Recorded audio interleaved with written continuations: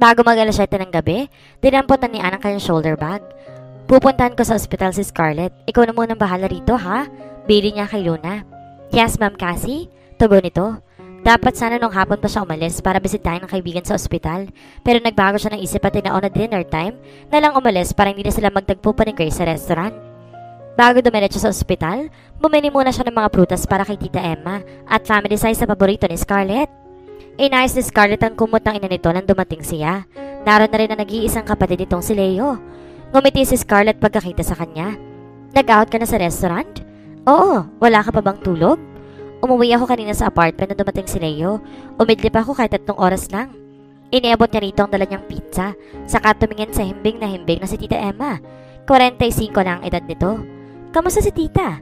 Umupo si Scarlett sa isang silya paharap sa kama na kinahiga ng ina nito.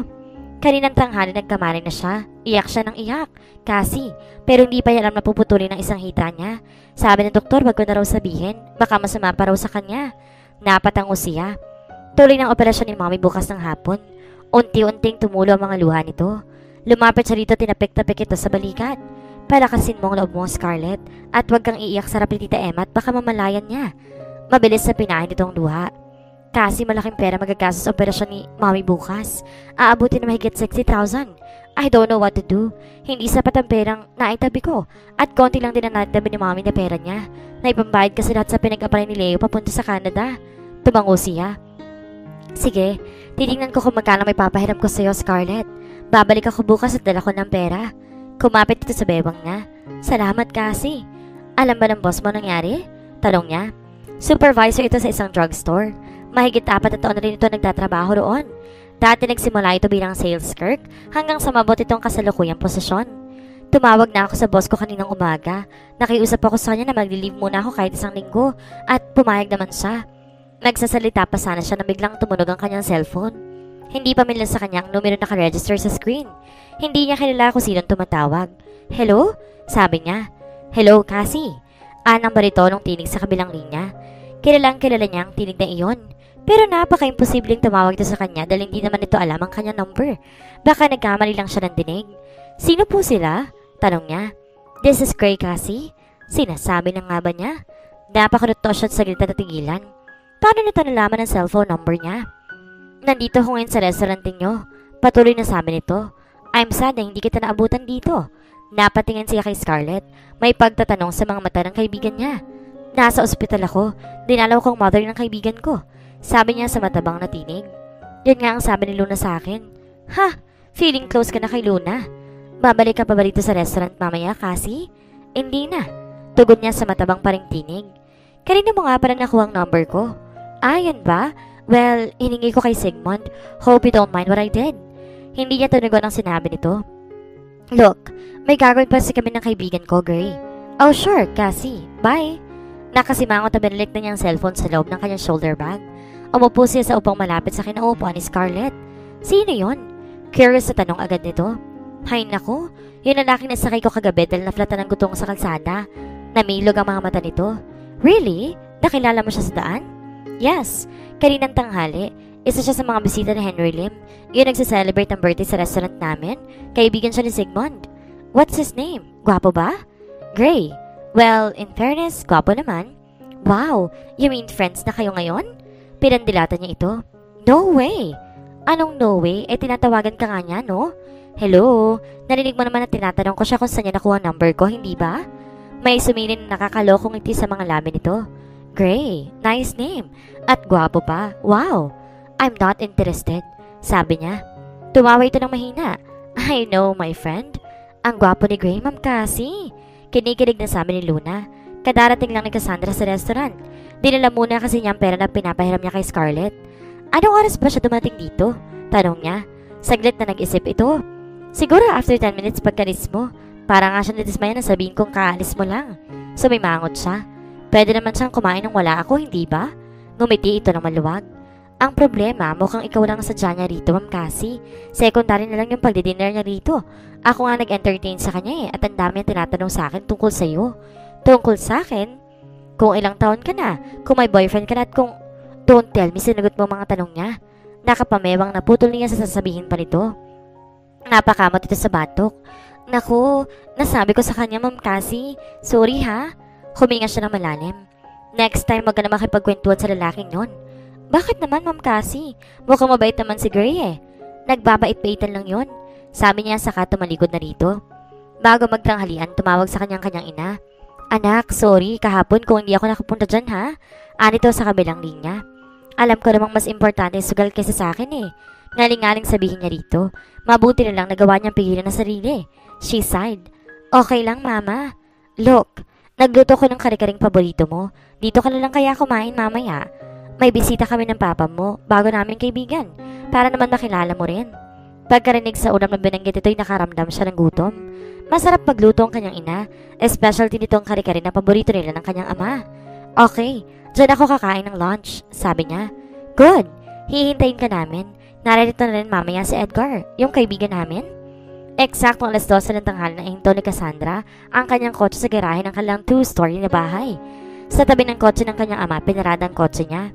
Napansin niyang isang abuhing Toyota Corolla na marahil pagmamayari ng bisita ng kanyang mga magulang. Sa pinto pa lang sinalubong na siya ng kanyang ina. Nasa 40 na edad nito, pero slim at maganda pa rin to. Malaki ang pagkakahawig niya rito. Kinintaran siya nito ng halik sa pisngi. Beautiful as always. Nakangiting sa amin nito sa kanya. Thanks, Ma. Tugon lamang niya. Nariyan na sa loob si Edgar, yung bisita namin ng papa mo. Come. Nabungaran niya sa maluwag na salang kanyang ama. Matikas pa rin ang pangangatawan nito. Retired army ito. Kausap itong isang lalaking hindi rin nalalayo sa edad ng kanyang mga magulang. Gwapong lalaki at may mabait na mukha. Tumayo ang kanyang ama at sinalubong siya ng halik sa pisngi. Kamusta ka na, anak? Mabuti naman po, Papa. Tugon niya. Bumaling ito sa bisita. Edgar, ito nga palang unika iha ko. Si Cassie. Cassie, this is Edgar. Lumapit siya sa lalaki at nakipagkamay rito. Kamusta po kayo, Tito Edgar? Ani rito. Tinanggap nito ang pakikipagkamay niya. Hindi maalis-alis ang pagkakatiting nito sa kanya. Mabuti naman, Cassie. You're a very beautiful young lady. Salamat po, Aniya. Dapat siguro dumiretso na tayong lahat sa dining room. Anang kanyang ina. Sabay-sabay na tinungo nilang dining room. Napansin niyang mabait si Tito Edgar habang kakwentuhan niya ito sarap na kapagkainan. Magaan na loob niya rito. Napagalaman niyang isa na pala itong byudo at walang anak. Ano pong pinagkakabalahan niyo ngayon, Tito Edgar? Tanong niya. I have my own business in Manila. Isang construction firm. Minamanager ng pamangkin ko. So far, maganda naman ang takbo ng business. That's good, sabi niya. Sino pong kasama ninyo sa bahay? Kasama ko lang yung dalawang katulong ko na mag-asawa. But right now, narito ang pamangkin ko. Well, every weekend dumadalaw siya sa akin dito sa Sacramento. Napatango siya. Pagkatapos silang kumain, nakapagkwentuhan pa muna siya saglit dito at sa kanyang mga magulang. Pasado 2:00 ng hapon na magpaalam siya. Abala si Cassandra sa pag-istima sa dalawang matandang guest na regular customer niya sa restaurant nang mapatingin sa gawin ng entrance door. Nakita niyang papasok doon si Gray. Hindi niya napigilang hangaan ang kagwapuhan nito. He looked so blessedly casual sa suot nitong maong pants at puting t-shirt na may tatak na bench sa harap. Nakasuot ito ng puting rubber shoes. Napatingin agad ito sa gawin niya at ganitian siya. She tried to smile at him at muli niyang ibinalik ang atensyon sa dalawang matanda. Nang makabalik siya sa counter, palihim siyang tumingin sa dako ni Gray na nakaupo malapit sa dulo. Inasistihan na ito ng isang waitress. 6:00 pa lamang yun ng hapon. Magmamerienda kaya ito roon? Magde-dinner ito na maaga o gusto na naman siyang kulitin? Pinilit niyang hindi ito bigyan ng atensyon. Napansin niya maya-maya nakapilang ang dinunot ng waitress dito. Tumaas ang isang kilay niya pero pinilit niyang wag tumingin sa mesa na inuuko pa nito. Maya-maya lang halos mapatalan siya sa pagkagulat nang biglang may tinig siyang narinig sa kanyang kaharap. Hi, Cassie. Ang nakangiting anyo ni Gray ang sumalubong sa kanya nang mag-angat siya ng mukha. Hi, sabi niya sa pinapormal na tinig. Busy ka ba? Yes. Lumungkot ng bahagya ang mukha nito. Saglit na tumingin ito sa suot na relo. Pagkatapos tumingin ulit ito sa kanya. Anong oras ka magiging free? What? Just tell me, Cassie. Kasi gusto ko maghintay dito hanggang busy kasi ginagawa mo. Ano bang akala mo sa akin? Puppet mo? Hindi ko alam kung kailan ako magiging free sa ginagawa ko eh. Ang pagkakasabi niya inabala niyang sarili sa pagbabasa sa hawak na record book. Will you be free after an hour? Bakit ba? Well, gusto kasi kitang yayain kumain sana sa labas eh. Nanlaki ang kanya mga mata. What? Hindi ko pa kasi masyado nalilibot ang buong Sacramento.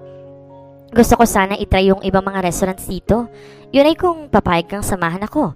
Nek-nek mo. Saan ka nakakuha ng swerte mo? I'm sorry pero busy kasi ako, Gray. I know but I'll wait for you. I still have 2 hours. Saka na ako babiyahe pabalik sa Maynila. Dapat tayo siya. Bakit ako pa napili mo para sumama sa'yo? Because I like you. Halos ikayanig niyang kaprangkahan ito. Hindi tuloy siya nakapagsalita. Matagal bago niya nawagang ibuka ang bibig. I'm sorry pero hindi ako nakikipaglokohan habang nagtatrabaho. Hey, sino ba nakikipaglokohan? Tatawa-tawang sabi nito. Sumeryoso rin agad ito.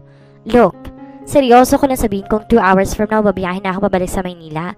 But before I go, gusto sana kitang imbitang mag-dinner sa labas, Cassie. Please? No. Matigas sa tanggi niya. Humugot ito ng malalim na hininga. Oh hey, I have to go now. Bye, Cassie. Tumalikod na ito talagang balikat na naglakad palabas ng restaurant. Sinundan na lang niya ito ng tingin. Seryoso kaya ang lalaking yon? Naging hectic ang schedule ni Cassandra sa nakalipas sa buong linggo.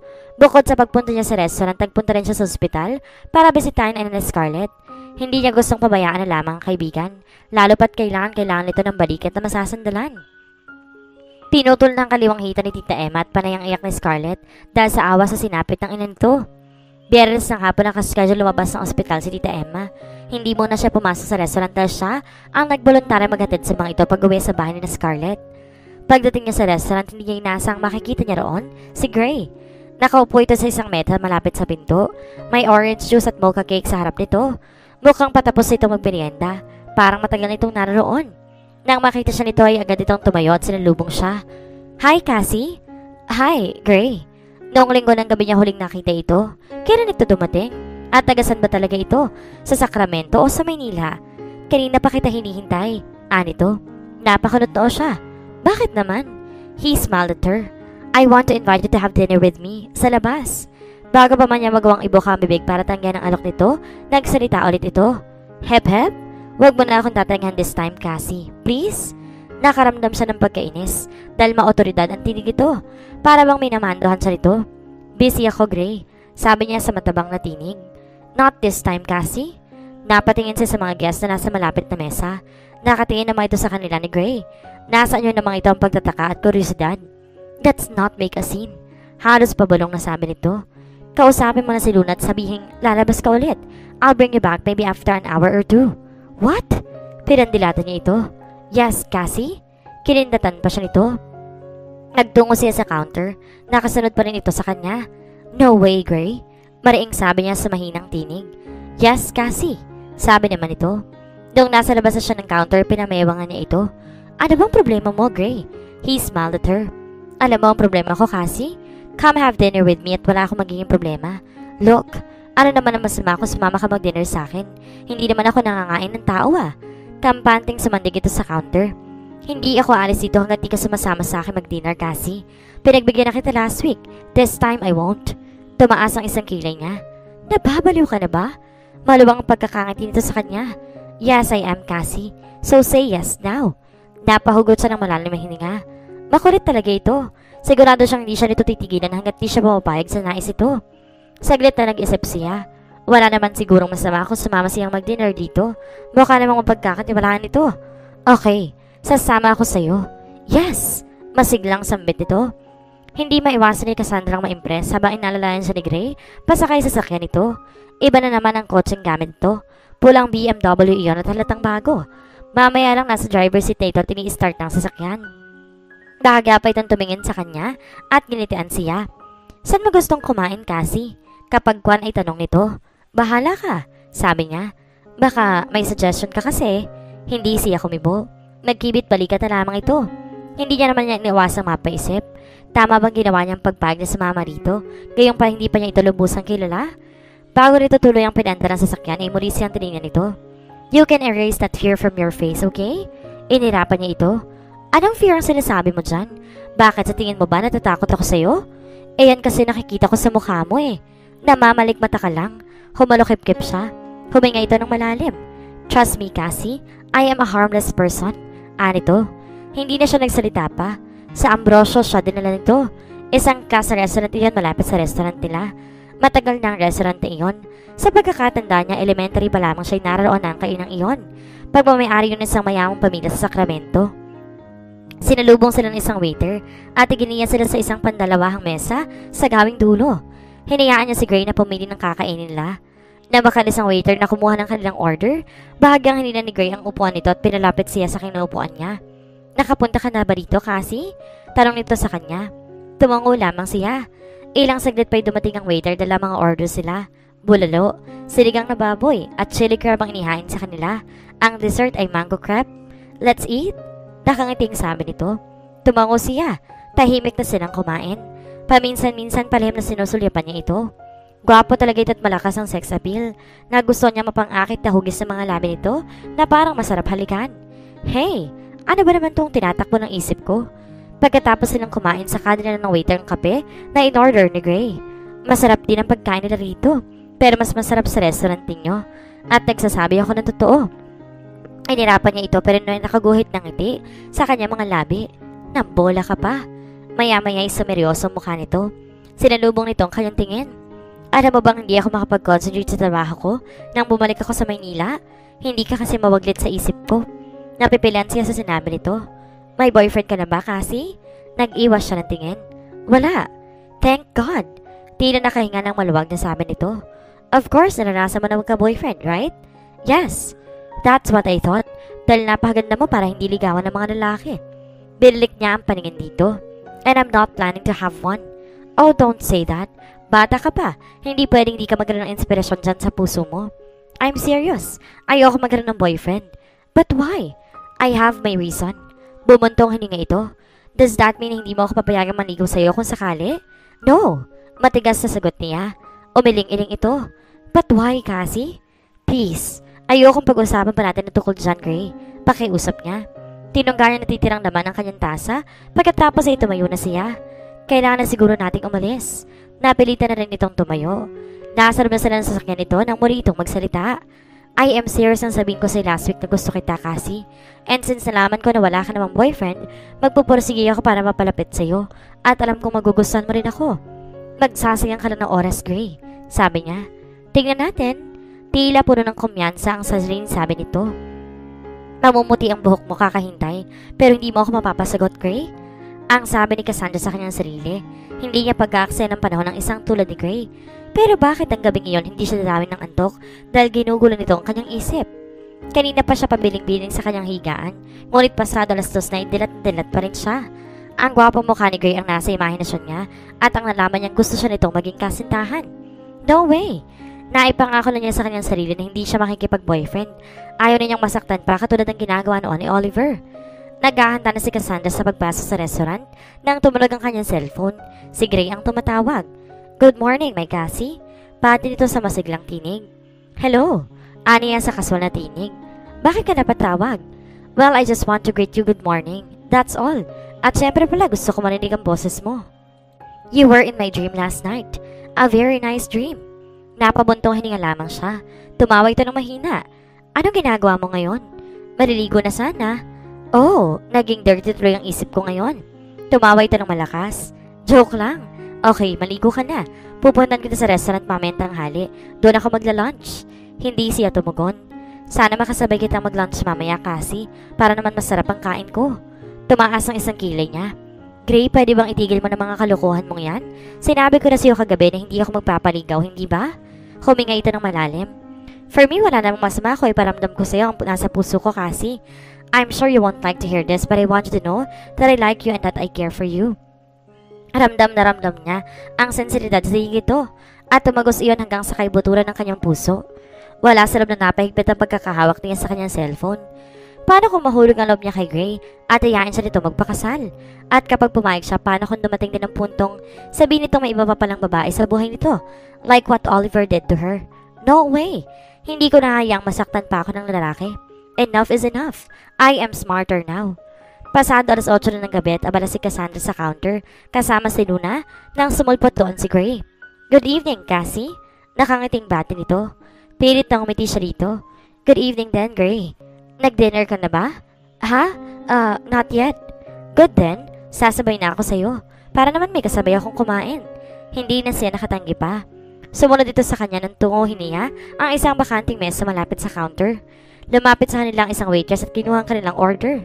Habang hinihintay pagdating ng kanilang pagkain, nagsimula na magtanong si Gray sa kanya. Saan ba ang bahay ninyo, Cassie? Malapit lang ba dito? Umiling siya. Saan? Pero bago pa man siya nakatugon, labis ang kanyang pagkasurpresa nang mapatingin siya sa entrance door at makita roon ang kanyang ina. Excuse me, sabi niya kay Grace sa kasi tumayo. Nagtatakang sinalubong niyang kanyang ina. Hey, this is a surprise, ma. Pilit ang ngiting pinakawalan nito. Hello, Cassie? Kumain ka na ba? Kakain pa lang ako, sabi niya. Good, sasabay na ako at hindi pa ako kumakain. Napansin niya ang lungkot sa mukha nito. Ma, may problema ba? Nag-iwas agad ito ng tingin. We will talk later. Pwede mo makitulog sa apartment mo? Hindi agad siya nakapagsalita. Yun ang unang pagkakataong makikitulog ito sa apartment nila ni Scarlett. Ibig sabihin may problema ito. Okay, mag-usap tayo mamaya. Inakila niya patungo sa mesa nila ni Gray. Dala ng kagandahang asal, ipinakilala niya si Grace sa kanyang ina. Nagkamay ang dalawa. Nice meeting you, Tita Josephine. Ani Gray. Same here, Gray.